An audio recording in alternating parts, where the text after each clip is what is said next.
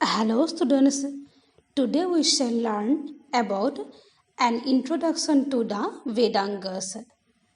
The supplements of the Vedas are familiarly known as the Vedangas. Reading, understanding or proper sacrificial employment of the Vedas necessitated the rise of the Vedangas. Veda plus Anga is equal to Vedanga, that is, they are the members of the Veda. Bedor, সংহিতা, ব্ৰাহ্মণ, আৰণ্যক প্ৰভৃতিৰ যথাৰীতি পাঠ, সেইবোৰৰ অৰ্থবোধ আৰু বিনিয়োগৰ সহায়ক এই বেদাংগ। বেদৰ শব্দবোধ, অৰ্থবোধ, ক্ৰিয়াৰে সৈতে মন্ত্ৰৰ সম্বন্ধ, পাঠৰ ৰীতি প্ৰভৃতি বিষয়ত অপৰিহাৰ্য কাৰণে এইবোৰক বেদৰ অংগ বোলা হৈছে। These Vedangas are 6 in number: Shiksha, Kalpa, Vyakarana, Nirukta, Sanda and Jyotisha. There is a slok: Shiksha, Kalpo, Vyakaranam, Niruktam, Sanda Samshayah, Jyotisha Mayanang Chaiva, Vedangani Sarevatu. The Paniniya Shiksha describes these Vedangas as the 6 limbs of Veda. Soy Vedangak বেদৰ 6টা অংগ ৰূপে পাণিনীয় শিক্ষাত বৰ্ণনা কৰা হৈছে। ছন্দঃ পাদৌ তু বেদেশ্য হস্তৌ কল্পো অথ পঠ্যতে জ্যোতিষাময়নং চক্ষুৰ নিৰুক্তম শ্ৰৌতমুচ্যতে শিক্ষাঘ্ৰাণম তু বেদেশ্য মুখং ব্যাকৰণম স্মৃতম তস্মাৎ সাংগমধীত্যৈব ব্ৰহ্মলোকে মহীয়তে। অৰ্থাৎ ছন্দ বেদৰ 2 ভৰি, কল্প বেদৰ 2 হাত, জ্যোতিষ বেদৰ চকু, নিৰুক্ত কাণ, শিক্ষা নাক আৰু ব্যাকৰণ বেদৰ মুখ। এই 6টা অংগৰে সৈতে বেদ অধ্যয়ন কৰিলে ব্ৰহ্মলোক প্ৰাপ্তি ঘটে। Then comes the Shiksha. Shiksha is closely connected with the Vedas. It was a name given to works containing instructions for the correct pronunciation and accentuation of the Samhitas. Sayana defines Shiksha as Shikshante Vedanayo Padishyante Swaravarnadayo Yatraso Shiksha. যি শাস্ত্ৰত বেদৰ বৰ্ণ, স্বৰ, মাত্ৰা ইত্যাদিৰ যথাযথ উচ্চাৰণ আৰু প্ৰয়োগ বিধি লিপিবদ্ধ আছে তাক শিক্ষা বোলে। ইংৰাজীত শিক্ষাক ফনেটিক্স ধ্বনি বিজ্ঞান বোলা হয়। বৰ্ণ, স্বৰ, মাত্ৰা, বল, সাম, সন্তান এই বিষয়সমূহৰ আলোচনা শিক্ষাগ্ৰন্থত আছে। প্ৰত্যেক বেদৰে পৃথক পৃথক শিক্ষাগ্ৰন্থ আছে, কিন্তু এতিয়া সকলোবিলাক শিক্ষাগ্ৰন্থ উপলব্ধ নহয়।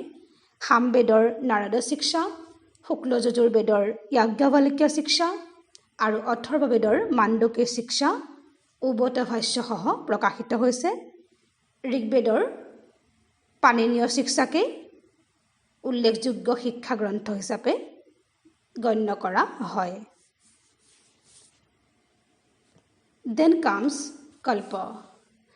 Kalpa means the entire treatment of the subject of the Vedic sacrifice in the form of handy manual. These sutras have been composed as practical aids to the sacrificer and the priests. Kalpo Vedavihitanam Karmanam Anupurvena Kalpana Sastram. যাৰ দ্বাৰা যজ্ঞাদি কল্পিত আৰু সমৰ্থিত হয় তাকে কল্প বোলে। বেদৰ ব্ৰাহ্মণ গ্ৰন্থত যাগ যজ্ঞাদিৰ বিৱৰণ বৰ বিস্তাৰিতভাৱে আছে আৰু সেইবোৰ নানা আখ্যানেৰে সৈতে জড়িত। তাৰ আখ্যান ভাগ বাদ দি কেৱল যজ্ঞৰ অনুষ্ঠান প্ৰক্ৰিয়া আদি লৈ সূত্ৰ আকাৰে যিবিলাক গ্ৰন্থ ৰচিত হৈছে সেইবোৰকে কল্পসূত্ৰ বুলি কোৱা হয়। These Kalpasutras are of 4 types: Shrota, Grijya, Dharma and Sulla. ব্ৰাহ্মণ গ্ৰন্থত বিহিত আৰু বিবৃত শ্ৰৌতযাগৰ বিধি, নিয়ম আদি যিবিলাক সূত্ৰত লিপিবদ্ধ হৈছে সেইবিলাকক শ্ৰৌতসূত্ৰ বোলা হয়। আৰু গৃহস্থৰ কৰণীয় সংস্কাৰ যাগ আদি য'ত সূত্ৰ আকাৰে লিপিবদ্ধ আছে সেইবিলাক গ্ৰন্থক গৃহ্যসূত্ৰ বুলি কোৱা হয়। গৃহ্যসূত্ৰৰ সমতুল্য তৃতীয় প্ৰকাৰৰ আৰু এবিধ সূত্ৰ সাহিত্য কল্পসূত্ৰৰ অন্তৰ্ভুক্ত ৰূপে পৰিগণিত হয়। তাৰ নাম হৈছে ধৰ্মসূত্ৰ। কল্পসূত্ৰৰ অন্তৰ্গত এই তিনি প্ৰকাৰ সূত্ৰ গ্ৰন্থৰ উপৰিও আৰু এক প্ৰকাৰ সূত্ৰ সাহিত্য পোৱা যায়, তাক শূল্যসূত্ৰ বোলে। Then comes the Nirukta. Nirukta concerns with the derivation or etymology of words. It is essential for understanding the Vedic texts. Yaska is its author. Sayana defines Nirukta as Arthavavodhe Nirapekshataya Padajatam Yatroktam Tat Niruktam. নিশেষ ৰূপে অৰ্থাৎ বাকী নৰখাকৈ পদসমূহ যি গ্ৰন্থত উক্ত হৈছে তাক নিৰুক্ত বুলি কোৱা হয়। The Nirukta consists of 3 kandas, Naighantuka Kanda, Naigama Kanda and Daivata Kanda. সমানাৰ্থক বা পৰ্যায় শব্দৰ উপদেশ যি কাণ্ডত আছে সেই কাণ্ডই হৈছে নৈঘণ্টুক কাণ্ড। একে অৰ্থ নিৰ্দেশকাৰী পৰ্যায়বাচী শব্দৰাশিৰ অৰ্থাৎ চিননিমছৰ উপদেশ যি গ্ৰন্থত আছে তাৰ নাম হৈছে নিঘণ্টু অথবা নৈঘণ্টুক কাণ্ড। তাৰপিছত আহিছে নৈগম কাণ্ড। অনেকাৰ্থবাচক এক শব্দৰ ব্যুৎপত্তি আৰু প্ৰয়োগ সম্বন্ধে নৈগম কাণ্ডই আলোচনা কৰিছে।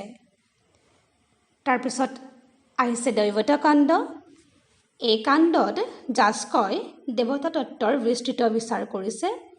ভূলোক, অন্তৰিক্ষ আৰু দুলোক ভেদে দেৱতাসকলৰ 3টা শ্ৰেণী কৰি প্ৰত্যেক দেৱতাৰ নিবাস স্থান, বিশেষ বিশেষ লক্ষণ আৰু কাৰ্য, ৰূপ বৰ্ণনা, কোন দেৱতাৰ মন্ত্ৰ কোন ছন্দত ৰচিত ইত্যাদি বিশ্লেষণ এই দৈৱত কাণ্ডত কৰি দেখুওৱা হৈছে। Then comes the Vyakarana. Vyakarana is important for the proper understanding of the use of words in their proper meanings and for the reading and understanding of the Vedas. ব্যাকৰণ শব্দৰ অৰ্থ হৈছে ব্যাকৃত কৰা, খুলি দিয়া, ব্যক্ত কৰা, বিস্তাৰিত কৰা। যাৰ সহায়ত ব্যাকৃত কৰা হয় সিয়ে ব্যাকৰণ। 6 বেদাংগৰ ভিতৰত ব্যাকৰণকেই প্ৰধান বুলি কোৱা হৈছে। ষড়ংগেষু পুনৰ ব্যাকৰণং প্ৰধানম। সেই একে কাৰণতে ব্যাকৰণক বেদৰ মুখ বুলিও অভিহিত কৰা হয়। মুখং ব্যাকৰণং স্মৃতম অথবা ব্যাকৰণং वै মুখং বেদানাম। Then comes the meter. The word for meter in Sanskrit is sandas. Yaska derives the word from the root sad, which means to cover, and it is the covering for the Vedic texts. Katyayana defines in his Sarvanukramani the meter as padakshara parimanam chandaha. যি পাপক আচ্ছাদন কৰে সিয়ে ছন্দ, যি পাপৰ পৰা যজমান আৰু পুৰোহিতসকলক আচ্ছাদন কৰে বা ৰক্ষা কৰে সিয়ে ছন্দ। The following are the 7 meters which are frequently used in the Vedas.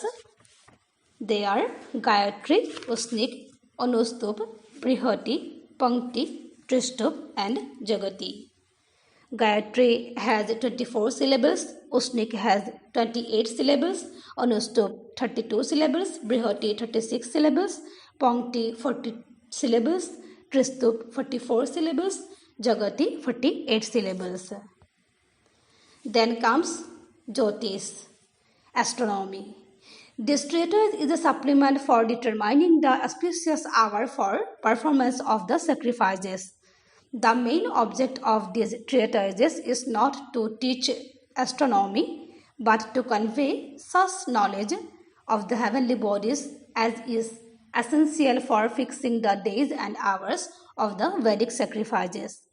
Veda hi yagyartham abhiprabritta kalati purva vihitasya yagyaha तस्मादिदं कालविधानशास्त्रे यो ज्योतिषं वेद स वेदो यज्ञम्। বৈদিক ক্ৰিয়াকাণ্ডৰ যথাযথ কাল নিৰ্ধাৰণৰ কাৰণে জ্যোতিষৰ জ্ঞান আৱশ্যকীয়। ৰাশি, নক্ষত্ৰ, অমাৱস্যা, পূৰ্ণিমা, তিথি, সংক্ৰান্তি, সংবৎসৰ প্ৰভৃতিৰ জ্ঞান নাথাকিলে বৈদিক যজ্ঞৰ অনুষ্ঠান অসম্ভৱ। যজ্ঞানুষ্ঠানৰ উপৰিও অনেক বেদমন্ত্ৰৰ প্ৰকৃত অৰ্থবোধৰ কাৰণেও মাহ, তিথি, কাল, বছৰ, ঋতু, নক্ষত্ৰ আদিৰ জ্ঞানৰ অত্যন্ত প্ৰয়োজন আৰু সেইকাৰণে এই জ্যোতিষ বেদাংগ আমি পাওঁ।